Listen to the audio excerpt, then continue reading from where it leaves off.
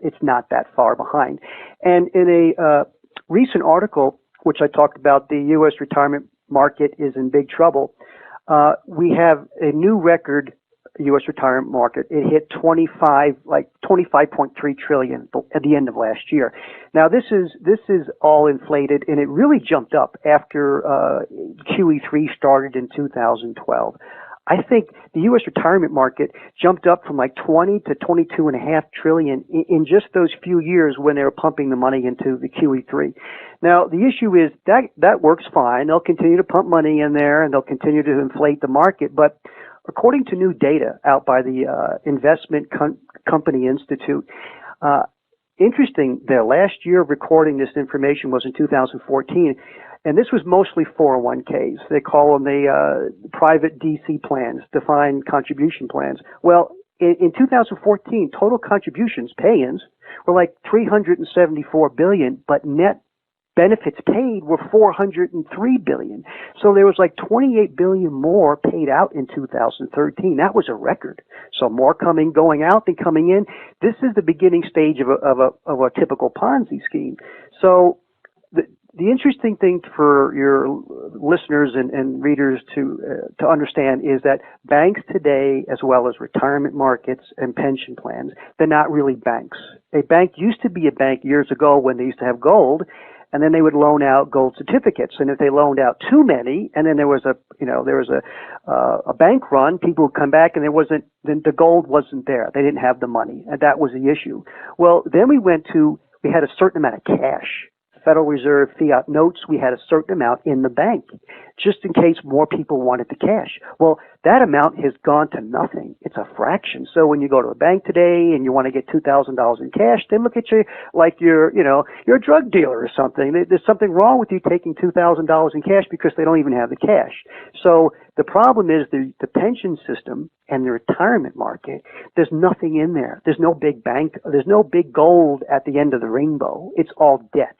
So when you drive around and you see all these new banks that are coming up or being built, or banks do not have assets.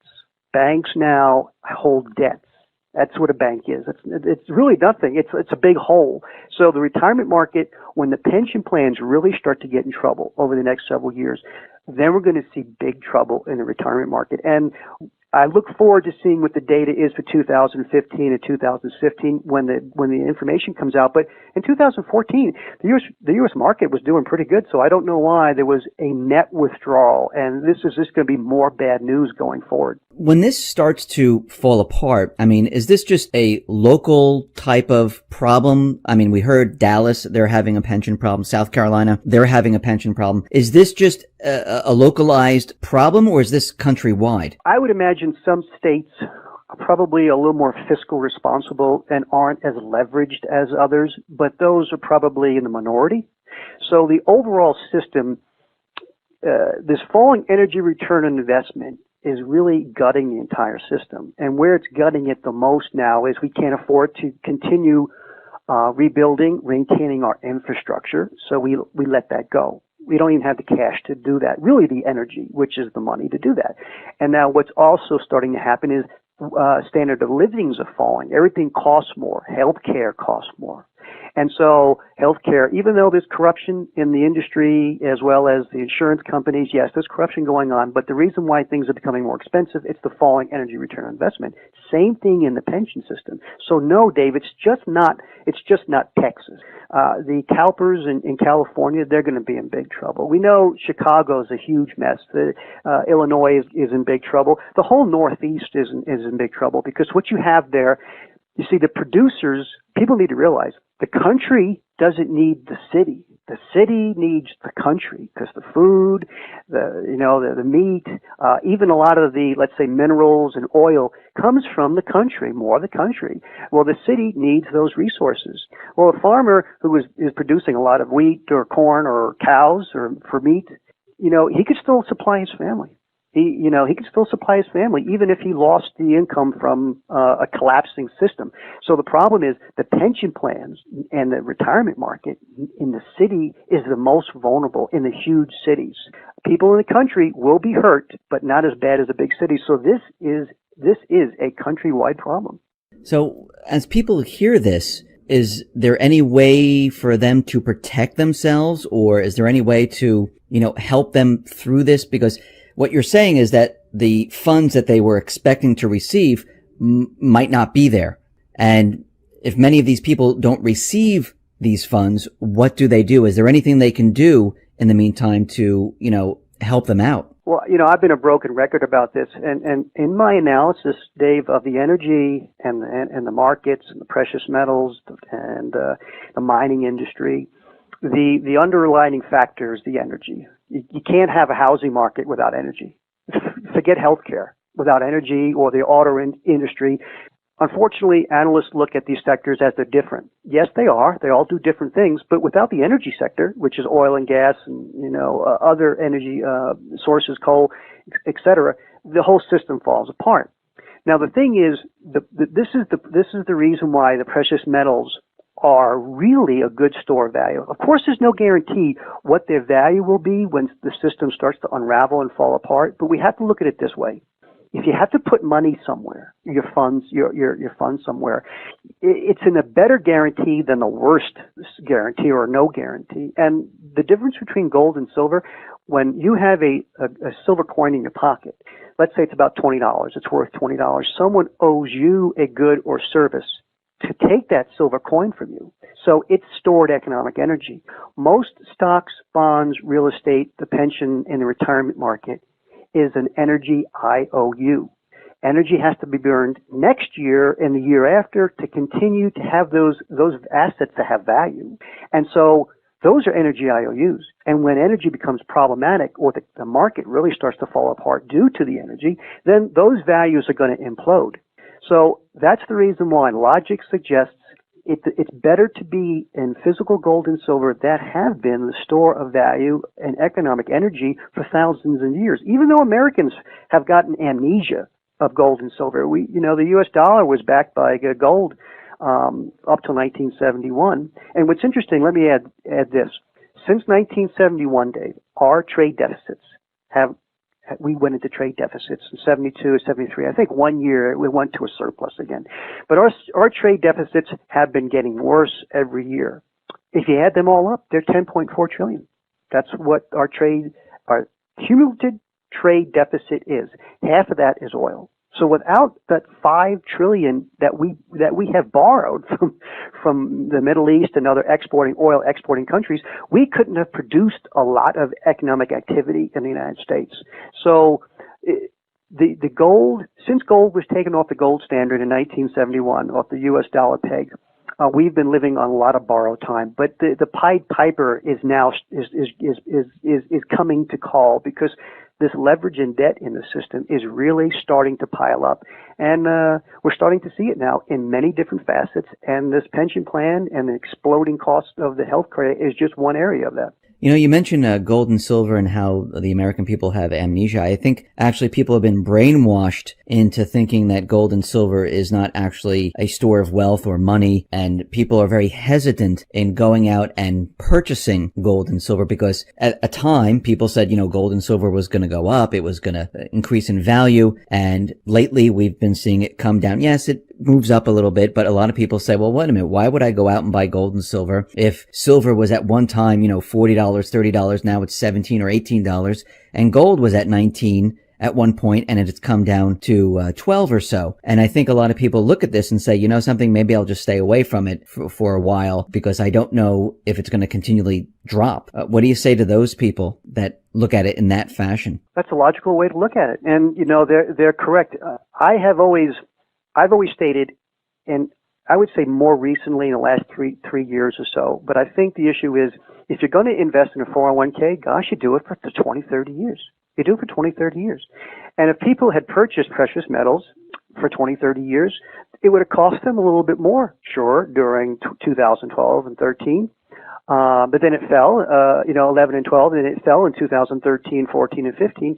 So if you kind of average it in, you're paying, you look at over a couple of decades, it's increasing, but so is all other costs are increasing. So are the prices of things increasing.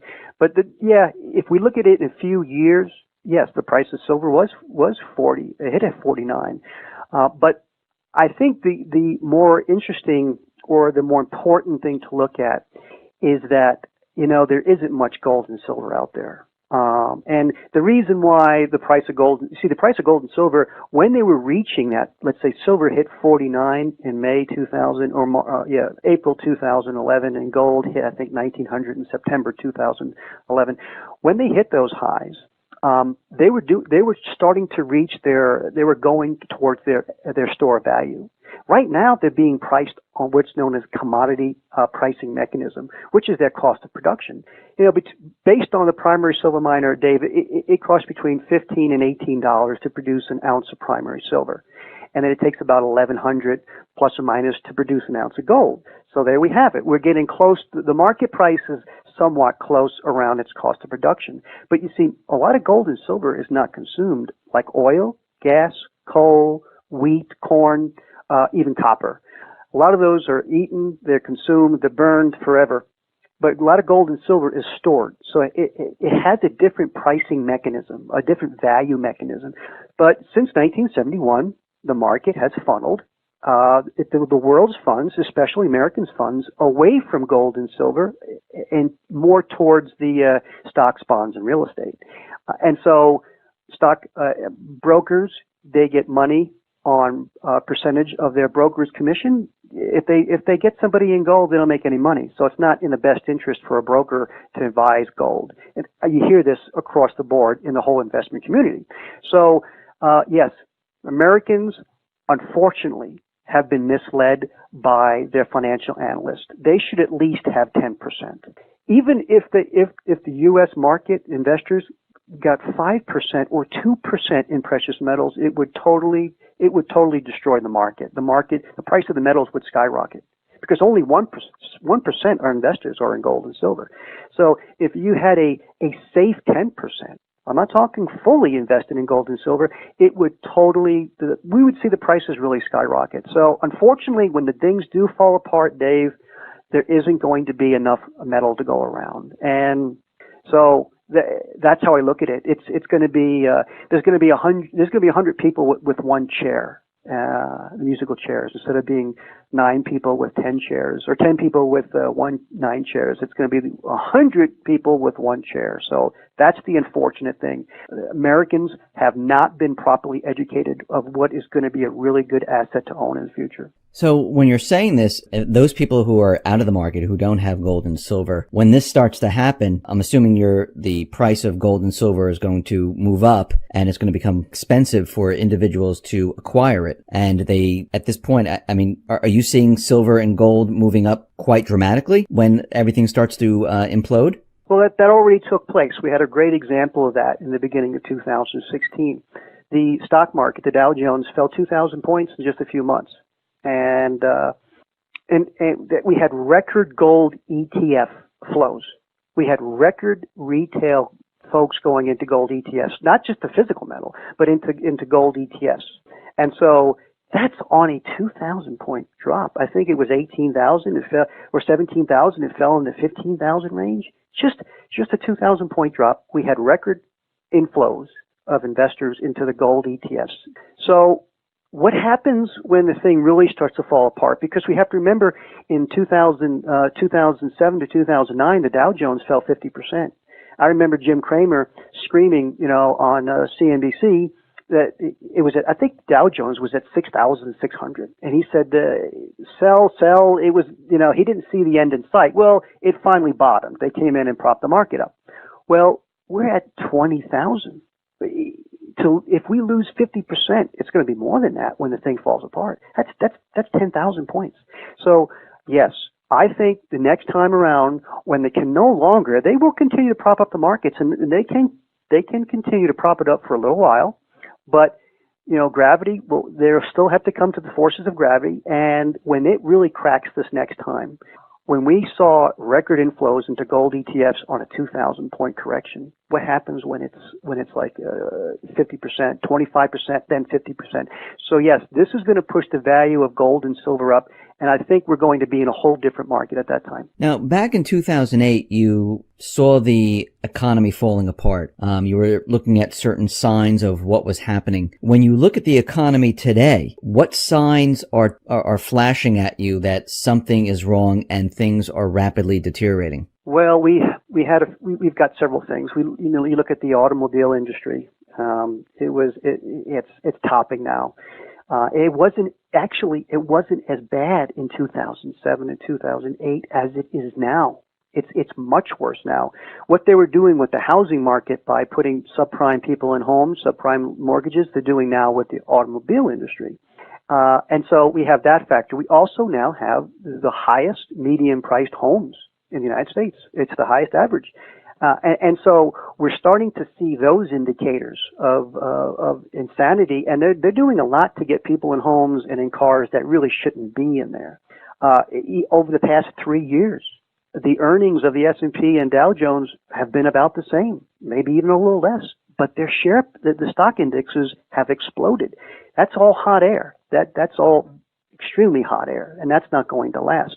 And then the underlying factor, which is the energy, we have to remember when we went to zero interest rates in 2007 and 2008, and then we did the massive money printing, that allowed unconventional shale oil production to come online. And then we had, what did that do? That pushed the price of oil to 100. And so we could bring on this inferior, low quality shale oil production. And we're still producing a lot of it. But I've got this chart in front of me, the top 12 U.S. Shale oil and gas companies. Their free cash flow, when you add them all up together, their free cash flow has been negative since 2009. And it's gotten worse since 2016. So what that means, they're paying more in capital to drill than they're getting in their operating cash. That's not a sustainable business model. That wasn't a factor in 2005 or 6 or 7. The companies were making money back then in the oil industry. Now they're not making the money. And let me tell you this, in 2008, the top U.S. oil and gas companies, they had $163 billion in operating income. They made a lot of money. Last year, they lost $19 billion. Now, why is that a major factor? They had to pay $6.7 billion in their interest on debt. Forget paying the debt down. They had to pay a $6.7 billion interest payment. Now, when you lost $19 billion from your operating income, you don't have the money to pay your interest payment. So you have to either issue stock, you have to have more borrowing money, or you sell an asset. That's how you do this. Now, let me explain this further. The top 3 U.S. oil companies, their long-term debt has doubled in just 3 years, from $48 billion to $2,016 billion. This is ExxonMobil, Chevron, and ConocoPhillips. This is what's the amazing thing. When you add what they paid in their capital expenditures last year, and you add what they paid out in their dividends, they were nearly $30 billion in the hole. That's why their debt is increasing. They're borrowing money to pay dividends. Why? Because if I'm going to be in an ExxonMobil share stock, I'm in there because I'm getting a 7% yield. That's where they're getting the yield from, the dividend. Well, why? Now they're borrowing money to pay dividends. They weren't doing that in 2005, 2006, 2007, 2008. So not only is the indicators in the economic indicators in the market topping out, where it's insanity going on there, the energy which runs everything is in much worse shape than it was before 2008. So when you put these both together, the system is going to limp along a little further. But when it does crack, Dave, it's going to make 2008 look like a walk in the park. Do you think the energy sector, do you think this time that's what's going to bring down the economy? Well, I've said this before. When you're sick, you're so sick, you say, God, I don't have the energy to get out of bed. You don't go to work. You don't earn a living that day. Well, if you don't have the gas in your car, you don't drive to work. And if the manufacturing plant doesn't have the energy to do the manufacturing, it doesn't work. So the energy is the factor. And now what's happened is this falling energy return on investment is making the whole system grind to a halt.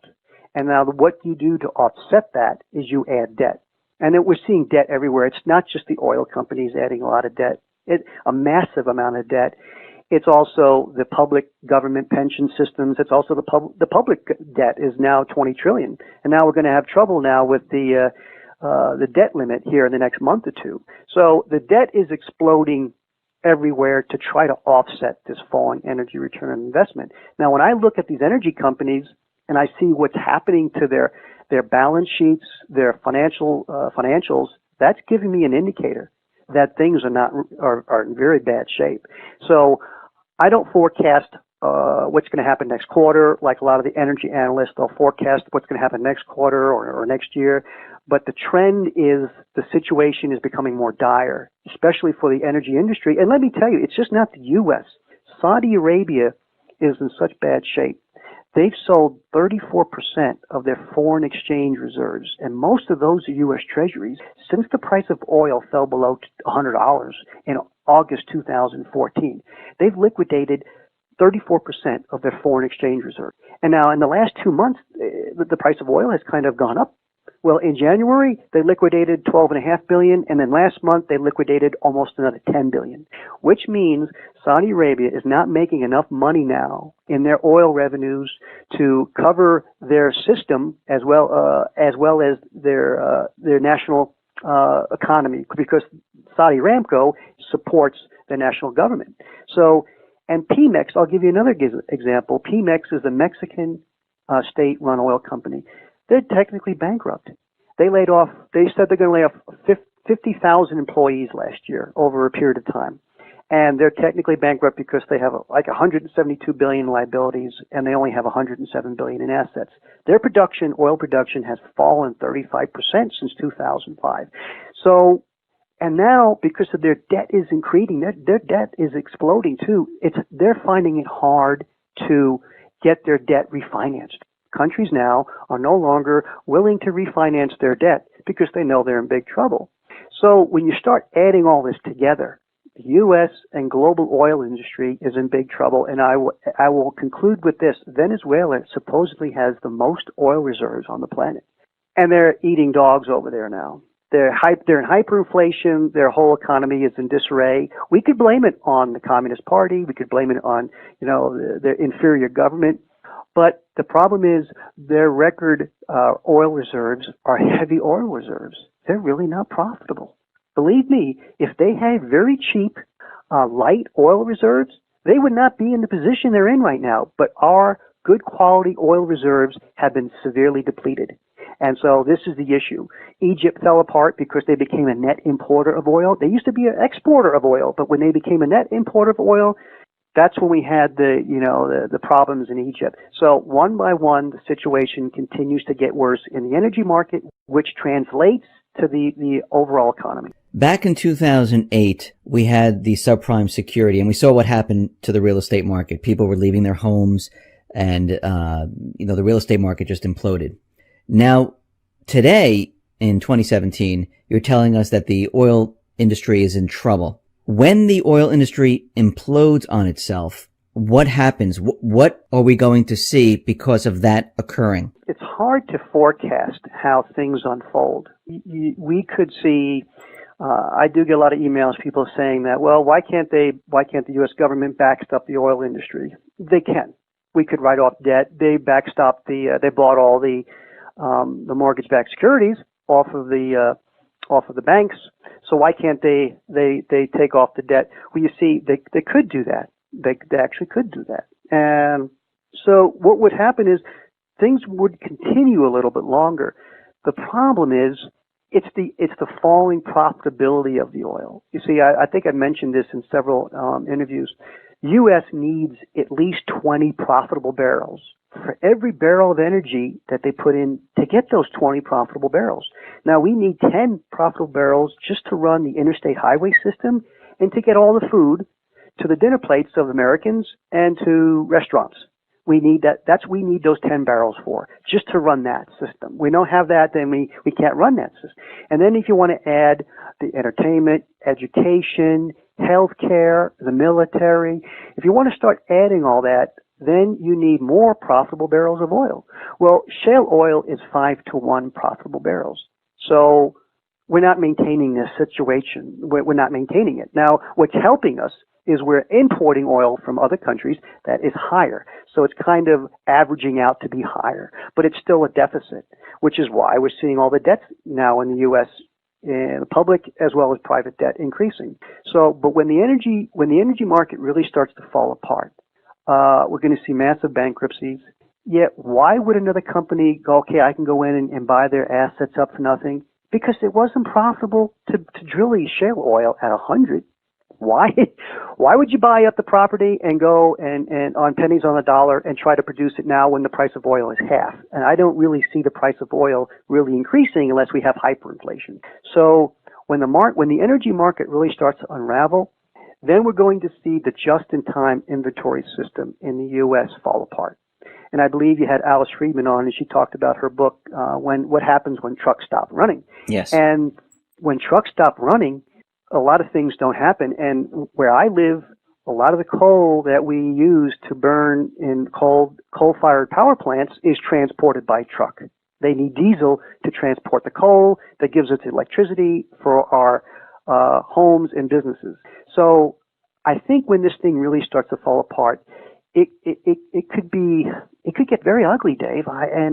And I'm not wishing for that. I wish there was another all-energy solution, but there isn't any really good energy solution. So I think what's going to happen, we'll see a collapse, and then we'll try to work our way through it by moving to more regional and local business activity. That's how I see it.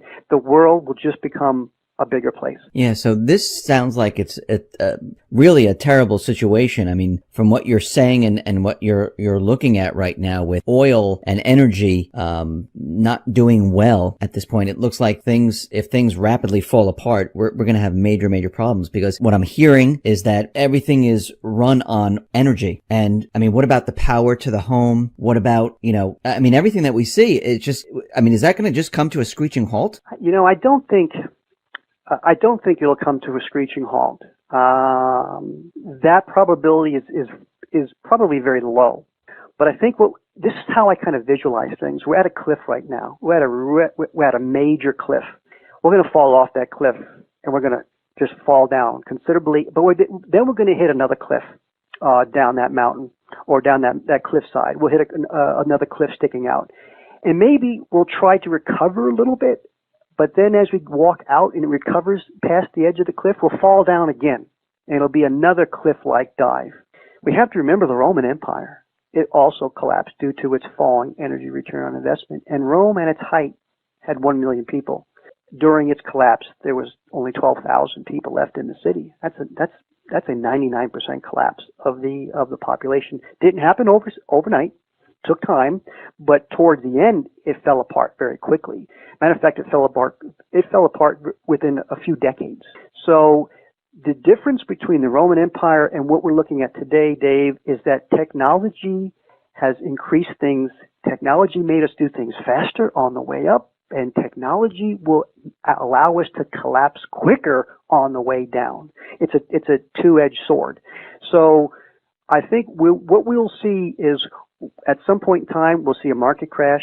We'll probably see bank closures. This is going to really gut the market, the economy. There are going to be millions of cars out there that they'll have no place to put them. They've got record inventory of new cars now. They're going to have used cars, which I read an article by I believe it was, what was the bank? Morgan Stanley said they see used car prices falling 50% in the next 3-4 years. That's a bank saying that. I think it's going to be worse. I think you'll be able to buy a new car 5-10 cents on the dollar.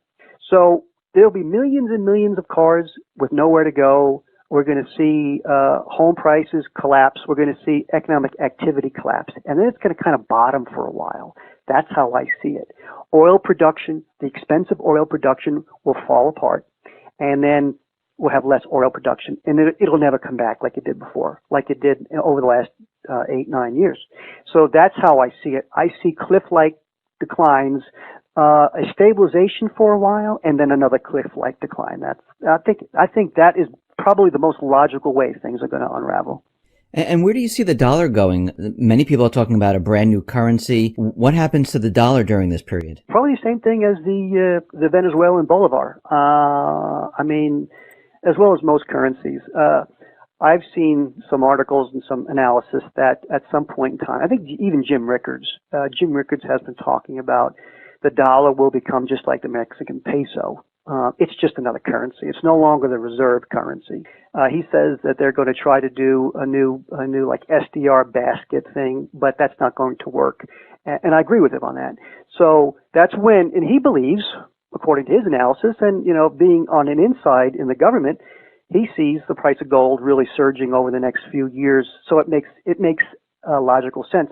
So what's going to happen with the dollar? At some point in time, it's just going to be like every other currency. And let me tell you, the Mexican peso, when the price of oil fell and their production has been declining, the Mexican peso has lost 32% of its value in 2.5 years. Now, what's interesting, when the peso loses value, when the oil price declines, the dollar goes up. You see, that shouldn't be. We're getting a benefit from the demise of other countries who are supporting us, who are actually giving us goods and services, especially oil. So we're actually benefiting from the demise of other countries and their oil revenues and et cetera. So to me, the dollar will be in bad shape. At some point in time, the dollar will start to really lose value, and I don't know how it's going to unfold, because we have a lot of digital currency. We don't have a lot of Federal Reserve notes.